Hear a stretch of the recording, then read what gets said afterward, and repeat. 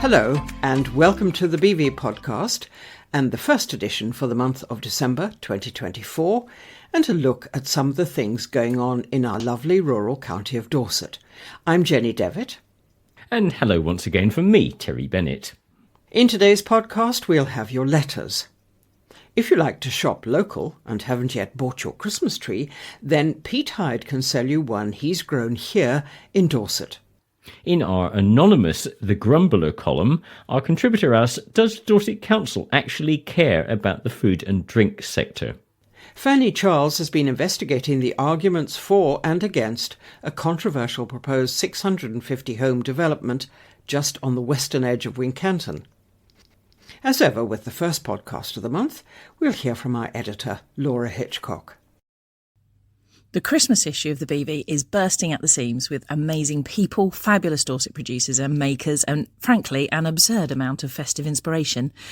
If we ignore just for a second the 17-year-old world champion, the doctor responsible for reducing motorbike death stats, and the fizzing excitement of welcoming Tizards Racing to the equestrian section, inside you'll find features on 95 local businesses and 26 charities. Not adverts, proper stories written by our brilliant and, yes, paid journalists. It's a huge feat, powered by a team who are part detective, part cheerleader, and wholly devoted to shouting about the people who make Dorset extraordinary. Championing local businesses comes at a cost to us, but being a community-led publication has been our mission from day one. This year, we hope to inspire you to buy a little Dorset from some of them. From a Dorset-grown Christmas tree from Trinity Street Trees to a free-range turkey from Chilcott's, you'll find endless inspiration for local shopping and gift ideas. There's no shortage of Dorset treats either, books, gifts, and of course so much mouth-watering local food. By shopping locally this season, you're not just finding unique, meaningful gifts, you're supporting the very heart of our community. One thing that is missing this month is our hike, Coulson has finally had his knee operation. Hurrah! So we've been housebound for a bit. We promised to bring you a new short walk in January. Speaking of which, quick reminder, as always, we'll be taking Christmas off, so the January issue will be 1 week later than usual. Lastly, if you haven't already, make sure you head to the website and get a copy of the BV Reader's Photography Calendar. It's a stunning collection of cover photos. It'll make you smile all year, and every single penny goes to the Vale Pantry, a Christmas gift that feels as good to give as it is to receive. From Courtney, myself and the entire BV team, we wish you a wonderful Christmas, a very happy New Year. Thank you for being part of this amazing community. We can't wait to see you in 2025. And now for your letters. On The Grumbler, Tom Jenkins of Wimborne writes regarding the new feature in the BV magazine November 24. Can we fix housing while not ruining the countryside?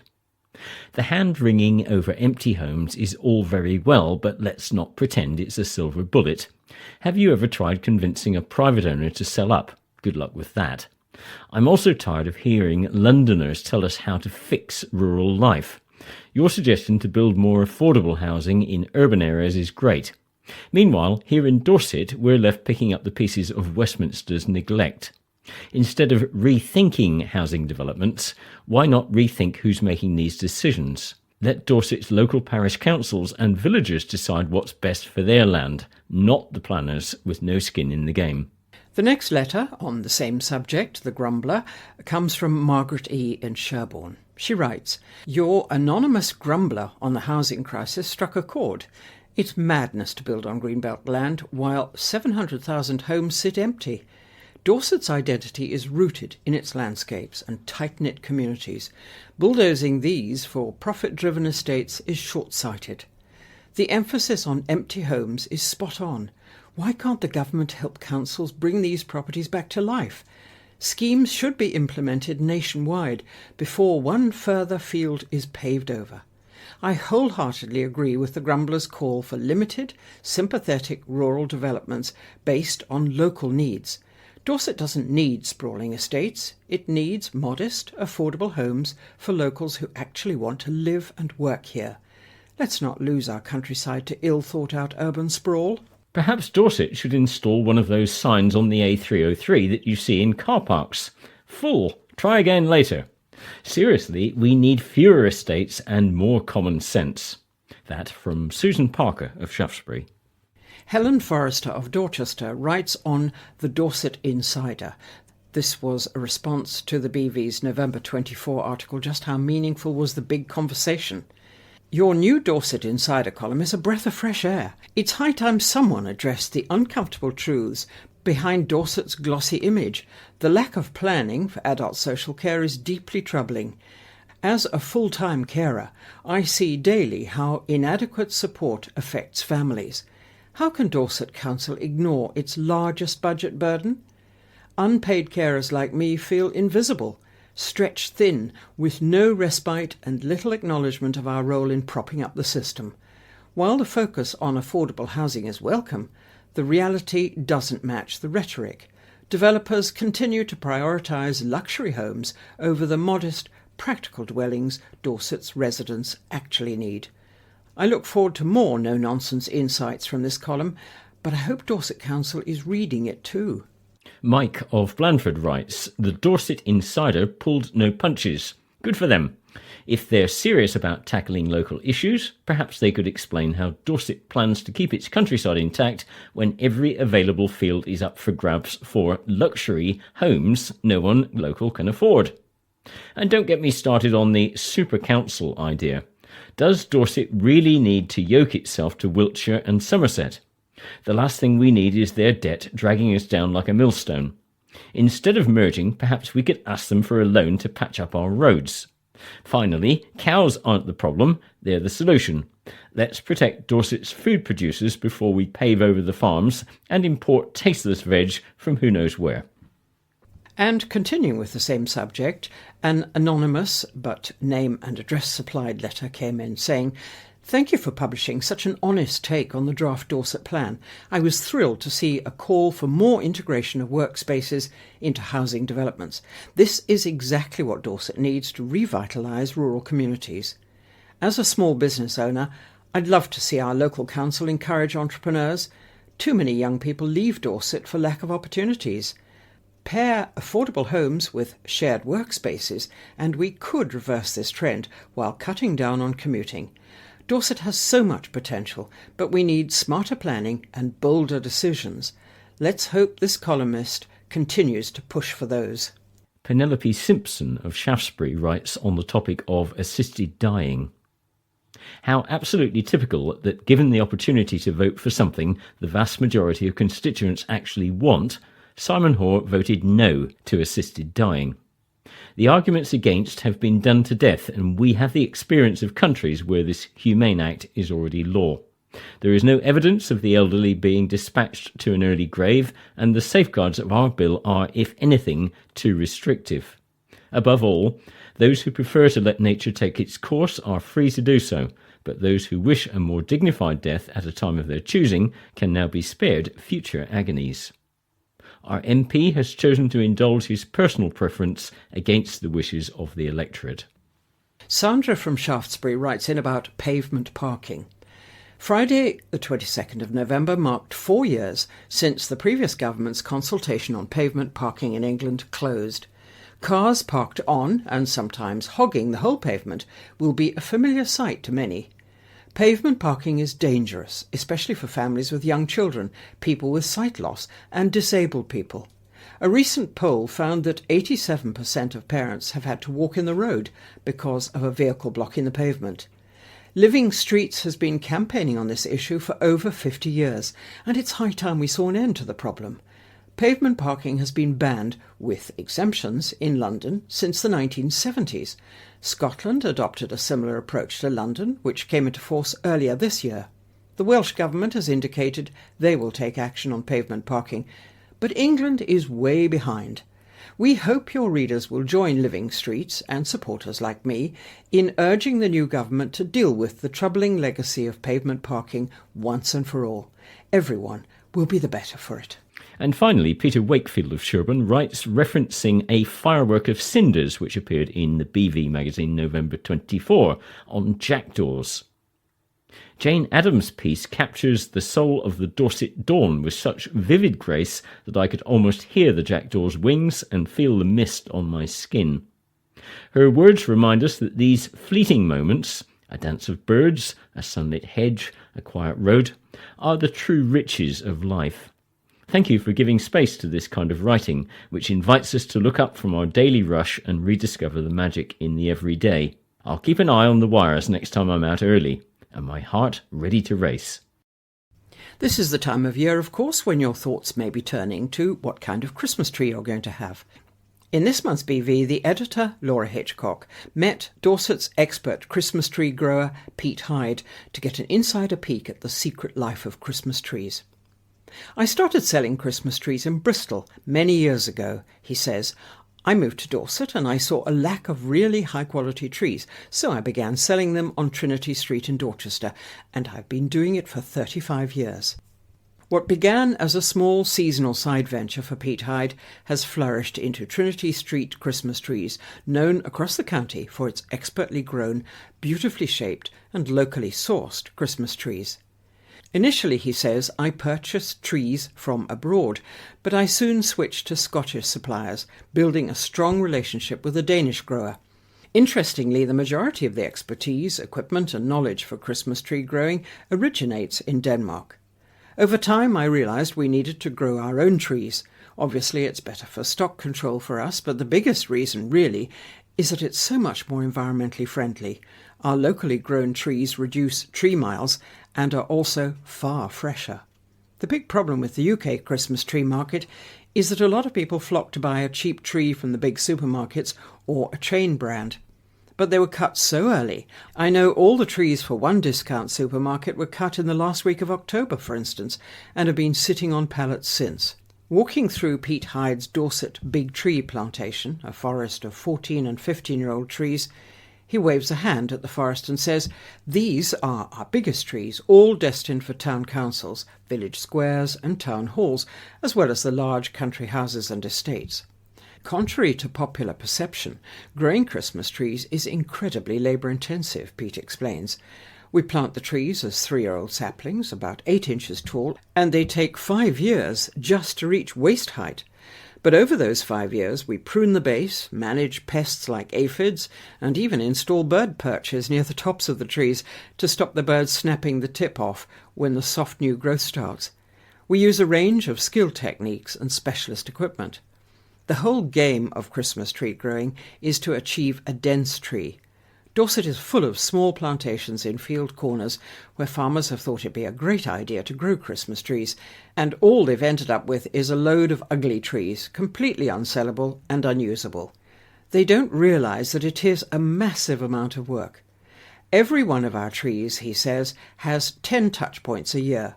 Once it's 4 years old, every tree, every year, is touched 10 times. It's not difficult to grow a tree which is sparse, gappy and ugly. That's just what trees do if you don't do something with them. People don't realise the sheer work involved. Each year, every single Nordman fir, the popular no-drop Christmas tree, in our plantations has its outermost tips trimmed, which then leads to new sideways shoots. The next year, we cut those, causing more sideways shoots, and again the following year. That's how we create the shape. And every single Norway spruce, the more traditional tree, is sheared each year by one of the team up a stepladder. They grow new tips and new tips and new tips. The tree you take home has likely undergone 5 years of trimming to get that lovely dense shape. Pete points to a tree across a clearing with a very tall, straggly top stem. Like that one, that's been missed. Rubbish. We'll sell that cheaper as a third-grade tree.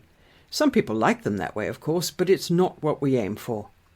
While discussing the effort behind harvesting, Pete pauses to help his team wrestle a huge, dense 20-foot tree towards a trailer. It's destined for Dorchester Town Pump. Customers so often underestimate how heavy these trees can be, he says. Even a 10-foot tree is no joke. This particular one is a struggle for the 5-man team to lift. Of course, no matter how good the grower is, trees are still living things with their own personalities. Pete explains how 2 trees planted next to each other, given the exact same treatment for years, cut on the same day and placed in the same house, could behave completely differently. One might dry out while the other stays fresh through New Year, he says. So late cutting is great, but frost is even better. It shuts the sap down, preparing the tree for winter. That's why we're thrilled it's snowed. Over the years, the market has shifted away from the traditional Norway spruce. Now, Nordmann firs make up 90% of sales, mostly due to their needle retention. A lot of people do come to us and say they want a non-drop, but they really miss the smell, he says. So we have a solution for that too. We now sell the Fraser fir, which is absolutely stunning, slightly narrower, and it has a lovely, lovely smell. We do a lot of Fraser firs, actually. Not everybody has room for a big, wide tree. Despite demand, Pete doesn't offer cut-your-own services. Trees need to rest for 24 hours after cutting to settle, he says. Besides, we manage our forests carefully, removing specific trees to allow others to flourish. If customers cut at will, it disrupts the cycle. Farming trees requires long-term planning. It takes 7 to 10 years to grow a 6-foot tree. There's a common perception that a real Christmas tree is quite pricey. Peter's quick to point out that among your other Christmas bills, it's easy to forget that you're looking at 7 to 10 years of working those 10 touch points every year, as well as the manpower required in the harvesting and delivery. And Pete's top tips for your tree. Buy as fresh a tree as possible, check for some sap at the base and try lifting it. A heavy tree will retain moisture more than the dried out light trees which are sold at any big chain store. Buy local, buy fresh. Once you get your tree home, don't put it next to a radiator. Do put it in a stand so that you can water it. What we do is trim the tree to fit the stand, and we'll slice half an inch off the bottom to open up the channels again to allow it to drink, just the same as you'd trim the stems of a bunch of flowers from the florist. We offer a needle retention guarantee for non-drop trees. Every now and again, you do still get a rogue one. One in maybe 300 will just decide to go into shock and drop all its needles. It does happen. If one of our trees does that, we replace it. No questions asked. Trinity Street Christmas trees are available now in Trinity Street in Dorchester, in Morrison's in Weymouth, at Watersports Academy in South Bank St Pool, or order online. Pete offers deliveries throughout Dorset, so the website you need is tschristmastrees.co.uk. And finally, a little postscript. Is it greener? Recent research shows that a real Christmas tree is more beneficial for the environment. A 6-foot artificial tree has a carbon footprint of around 40 kilograms, more than 10 times that of a real tree of similar size, meaning you'd need to reuse it 10 times to negate its carbon footprint. Nearly 90% of them are shipped across the world from China, and on average, fake trees are used only 4 times before they end up in landfill. Commonly made of polyvinyl chloride, or PVC, they are non-biodegradable and non-recyclable, and they'll remain there for hundreds of years. In contrast, real trees are a renewable resource. Even though your Christmas tree is cut down, you're supporting forests, on top of which up to 10 trees are planted for every 6-foot tree that's cut down for Christmas. Your tree can also be responsibly recycled or disposed of. Look out for local charity collections, where for a small donation you can guarantee your tree will be collected and disposed of correctly for composting or for chipping mulch. Time for December's The Grumbler column, and a reminder that this is an open opinion column where the identity of the contributor is known only to the editor. This month, does Dorset Council actually care about the food and drink sector? When I read recent reports about Dorset Council withdrawing from the Local Enterprise Partnership, that's the LEP, in 2025, and their new Dorset Plan for Economic Growth, including an Economic Growth Board, that's the EGB, chaired alongside the Dorset Chamber, I couldn't help but feel uneasy. Once again, it seems we're watching a large organisation, this time the Council, with absolutely no idea of how to communicate with business owners.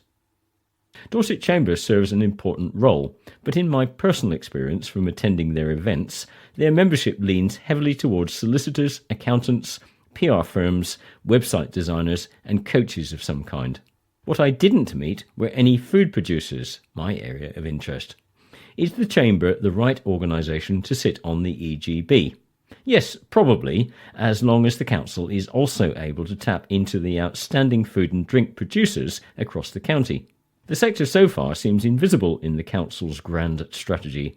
There is a glaring absence of any mention of food and drink producers in the Dorset Council draft plan. There are hundreds of small producers, many nationally award-winning, and numerous large ones scattered across the county, and the council already has an in to this critical industry, Dorset Food and Drink, DF&D. It's a membership platform specifically designed to support, promote and network with food and drink producers across the county. But where was DF&D in the council's report? Nowhere. It's an omission that speaks volumes about how disconnected the council is from the sector's potential. At its peak, DF&D was driven by a board of experienced trustees who ensured it was progressive, active and ambitious. They championed Dorset Food and Drink with real energy, delivering initiatives that mattered to producers like me. But now, my experience of DF&D has been, it's fair to say, poor. As far as I know, the organisation consists of one overworked person, presumably juggling other council responsibilities with little time or resources to focus on us, the producers. There is little interest from councillors, or perhaps just no knowledge even of the existence of DF&D. There's certainly no understanding by officers at the council of what a difference the organisation could make with a clear strategy and focus on how to provide a meaningful, ambitious, innovative range of projects that the food producers of Dorset, of all shapes and sizes, want throughout the year. There is no energy, no drive, just half-hearted token gestures. DF&D is underfunded, understaffed and utterly overlooked. We only have to look over the border to Wiltshire to see just how effectively a council can support its food and drink sector when it wants to. The Winter Food Fair at Athelhampton House was a rare exception, a fantastic event that showcased Dorset's incredible food and drink scene. But one event a year is a drop in the ocean. We need more events like this, bigger and more frequent, not only to provide a route to market for the many producers, but also to showcase the premium quality of food and drink that Dorset has to offer, and which will in turn pull in visitors. This lack of focus isn't just frustrating, it's a massive missed opportunity. Dorset's food and drink sector is packed with talent. Hundreds of producers, from small family farms to innovative artisans, are dotted across the county. Properly supported, this sector could play a leading role in the county's economic revival. We're talking job creation, increased tourism, and a platform for Dorset to shine nationally and internationally. If Dorset Council is serious about its economic growth strategy, it must prioritise the sector. The Economic Growth Board needs representation from food and drink producers, not just the Chamber, and DFD must be revitalised. Bring back a proper board of trustees, inject fresh energy and build a strategy that truly champions Dorset's amazing food and drink industry. They in turn will provide employment opportunities and be part of the economic revival of the county. There's so much potential here, but without proper investment and collaboration between the council, DF&D and the Chamber, it will be wasted. Dorset deserves better, and so do its brilliant food and drink producers. In last month's BV magazine, there was an article about the controversial proposed new development of some 650 homes just on the western edge of Wincanton. It's referred to as the West Wincanton Development. Fanny Charles has been keeping abreast of this matter, and hers was the article in the BV. This project, she says, is just the latest in a long-running series. There have been all sorts of proposals over the years for developments on this triangle of land. That makes it sound quite small. Anyone who knows Wincanton, you've got the A303 running just along to the south. You've then got, to the west of the town, you've got a triangle which is formed by the road that goes either to the A303 or out to the, what we call... Out towards the road to Castle Carey. Out to the Anchor Hill roundabout. Then you've got another one that goes up to Holbrook, and then you've got the road that links those two roundabouts. And so there's a triangle of land which is several hundred acres. There have been various plans over the years to develop various bits of it. And to a great extent, the development has started fairly piecemeal. I mean, there's a biggish one coming off West Hill, which is the one that goes up to Holbrook. That's the Atkins Hill development. That comes down to near where the health centre is.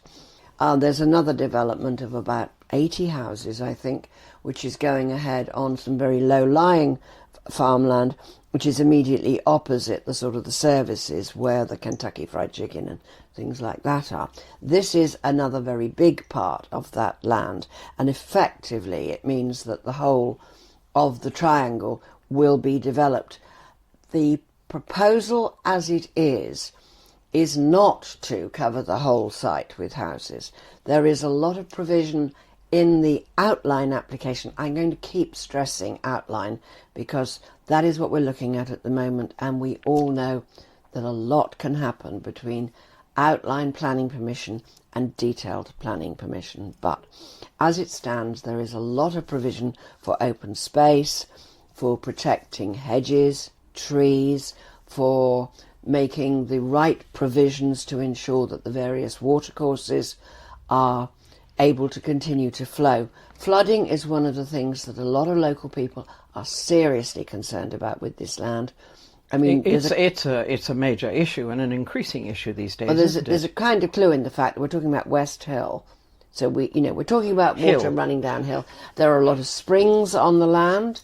At the public meeting, it was fairly evident that the master planners and the company they are working with, Land Value Alliance are the company that's actually made the application.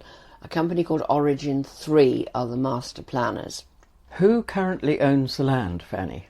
It's a farm, and I don't know the name. A working farm? It's not a very working farm. In all the years I've lived here, most of that land has not been farmed as arable. I've lived here more than 30 years. You do see cattle on it, and it is farmland, so there are issues about food production and food sovereignty. This is another cause for concern locally, the amount of farmland we are seeing being taken for housing development. Are you able to say how productive that land was? I couldn't say. I'm not aware. I can't remember there being any arable use of the bulk of that land. The top part up near Holbrook, I have some recollection many years ago of it being ploughed, so at that point I'm sure it was also being planted. I couldn't put my hand on my heart and say it's productive, nor that it's non-productive, but it is farmland and people are very concerned. I don't know whether it's grade 2 or grade 3, and that was not talked about at all at the public meeting, and I don't think I've got any figures for it from the council's reports. But it is farmland, and as such, that's a major concern for a lot of people, quite rightly. However, we have a new government which is committed to building more houses. Whether they're committed to building them in the right place is a whole other argument. And we have a council, Somerset, which, like many, many councils right across the country, is virtually bankrupt. It's not bankrupt, but it's not far off. I mean, they'll be making some announcements about the money that will be available for various things, I'm sure, coming up. And I have no doubt we will also hear about some redundancies. They've even apparently sort of cut the number of councillors on committees, which means people can't claim their travelling and their attendance allowances and things. I think the general public doesn't necessarily know actually how much money councillors can make by going to things. In terms, Fanny, of a development like this, the council, the local council, and presumably also the county council stand to earn some money from it if the land is developed. Well, I suppose they will in terms of rates. I mean, the proposal is for about 650 houses, so it will increase the population of Wincanton by around 20%. That was one of the concerns of the people who oppose it. Yeah. The plan includes quite a lot of community infrastructure, and it does include a new school, a new primary school, but the campus would be big enough for another school. So Now, how that would work, I don't know. But I do understand that number of people, with the pressure there already is certainly on the existing primary school, and I think on what's known locally as the Red School, because it has red uniforms, whereas the county primary school has blue uniforms. So there is quite a pressure on places. So I'm sure that a development of that size would require another school. So there are all sorts of pluses in the master plan. There is justifiable concern that with its chronic financial problems, Somerset, like Dorset and many other councils, cannot afford to fight developers at public inquiries. They can bring in top flight planning barristers. Many councils don't even have their own legal department anymore. I don't know how big or if Somerset even has a legal department. I would hope it does, but probably not many of them would be planning experts. So you're left with a situation of, do you try to fight it tooth and nail, which is what some people want to do, or do you look at it but and without go, the financial means to do so? Or do you look at it and go, okay, as it stands, there are problems, we're concerned about flooding, we're very concerned about the amount of the potential for brownfield development within the town. Easy to sort of list several sites that could be developed. So there's all sorts of counter arguments, but would it be better for the people who are concerned, basically, for the viability of this town, to say, well, we will object to issues around the application, but we will aim to work with the master planners and the actual applicants, who after all are local. The Tizard family are very local, Milbourne Port and all around there. So do we look at working with them and the master planners who are based in Bristol, so again a West Country firm, and then just try to keep a very close eye on the phase applications as they come in, and push for the council to make sure that all the various provisions covered by what are known as Section 106 agreements are adhered to. You mentioned a moment ago brownfield sites. Now, my understanding is that opponents, and indeed opponents of big development schemes like this, no matter where they are, is that there are brownfield sites within the town, and within the town of Wincanton, empty properties. But of course, the criticism always levelled at developers is that it's easier to build on a greenfield site than a brownfield site. It is. I mean, for instance, as you come into Wincanton from the west, you come into the one-way system, and on your left there is this very large, very, very run-down looking building. It's the old milk factory. It's 4 or 5 stories high, smashed glass, boarded up. It's a really sad entrance to what is a very attractive old market town. And it has been waiting, we have been waiting many, many years to see what will happen. And it's a glaring example of a brownfield site. And since I suspect that there is neither archaeological interest nor much in the way of chemical or unpleasant ground pollution there's probably no argument other than waiting for the right time to put in the maximum application. But at the moment, somebody is sitting on that site while developers come and snatch up greenfield sites on the outside of the town. Was it during this public meeting, was it put to the developers, was the question asked, why are you not developing brownfield sites like that and others within the town? For this particular scheme, the answer is to do with scale. And this is something that's quite hard to explain to people who simply do not want a big housing development on the side of their town. And we don't have to look very far to see just how bad so many of these developments are. But the theory, and I will stress theory, is that by having a large development that will be done over several years and several phases, that scale provides for proper infrastructure. The smaller the development, the less opportunity there is for any community benefits. In fact, what we've seen a great deal of recently, and it's one of the problems with infilling in villages, is local people want affordable houses for local people. But if you get a development that is less than, I think it's 30, but I could be wrong. Anyway, it's a small number of houses. If it's less than that, there is no legal requirement to include an affordable housing provision. Whereas the bigger the development, the more there is.